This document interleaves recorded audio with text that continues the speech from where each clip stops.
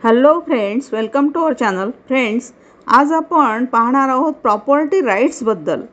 जसे की जमीन, प्लॉट, कोणतीही प्रॉपर्टी असेल, त्या प्रॉपर्टीवर हक्क मिळवायचा असेल तर हे प्रमुख कागदपत्र काही आहेत ते तुमच्याकडे असणे आवश्यक आहे. अन्यथा तुम्हाला खूप मोठा नुकसान होऊ शकतो. तर याबद्दल आपण पूर्ण व्हिडिओमध्ये पाहूया काय माहिती आहे याबद्दल. तर घर, जमीन किंवा कोणतीही स्थावर मालमत्ता म्हणजेच इमूव्हेबल प्रॉपर्टी खरेदी विक्री करताना कायदेशीर प्रक्रिया पूर्ण करणे अनिवार्य आहे. अनेकदा लोक केवळ मालमत्तेचा ताबा घेतात किंवा व्यवहारासाठी रक्कम अदा करतात.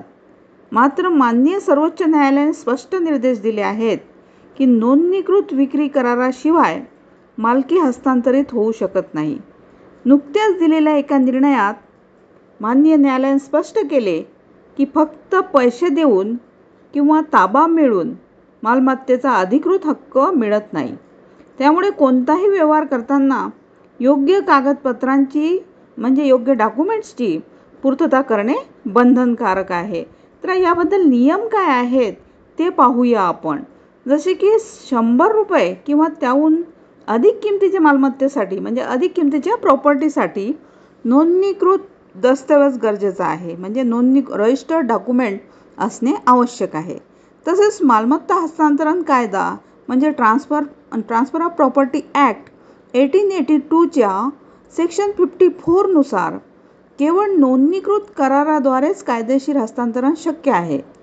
आता लास्ट फेब्रुवारी महिन्यात माननीय न्यायमूर्तींच्या अध्यक्षतेखालील खंडपीठाने स्पष्ट केले की अशा व्यवहारांची अधिकृत नोंदणी केल्याशिवाय त्यांना कायदेशीर मान्यता मिळणार नाही.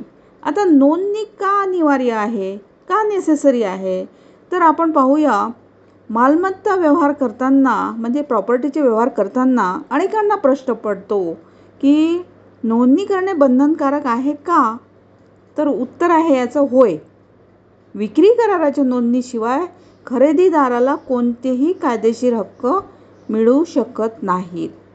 आता नोंदणी करताना आवश्यक जे कागदपत्रे आहेत म्हणजेच आवश्यक डॉक्युमेंट्स आहेत ते डॉक्युमेंट्स कोणते? तर मालमत्तेचा आराखडा आणि बांधकाम मंजुरी पत्र, बिल्डर अथवा विकासकाकडून मिळालेले वाटपपत्र मीन्स अलॉटमेंट लेटर, मालमत्तेचा कर दाखला म्हणजेच प्रॉपर्टी टॅक्स रिसिप्ट, वीज व पाणी बिल, पॉवर ऑफ अटर्नी लागू असल्यास, पूर्वीच्या व्यवहारांचे दस्तऐवज जर मालमत्ता पुनर्विक्री होत असेल तर. या दरम्यान मालमत्ता खरेदी विक्री करताना योग्य कायदेशीर प्रक्रिया पाळणे अत्यंत महत्त्वाचे आहे. आता माननीय सर्वोच्च न्यायालयाच्या निर्णयानुसार नोंदणीकृत विक्री कराराशिवाय कोणत्याही खरेदीदाराला मालकी हक्क मिळणार नाही. त्यामुळे व्यवहार करताना सर्व आवश्यक कागदपत्रे पूर्ण करणे गरजेचे आहे. तर ही होती अतिशय महत्त्वाची माहिती. थँक्यू.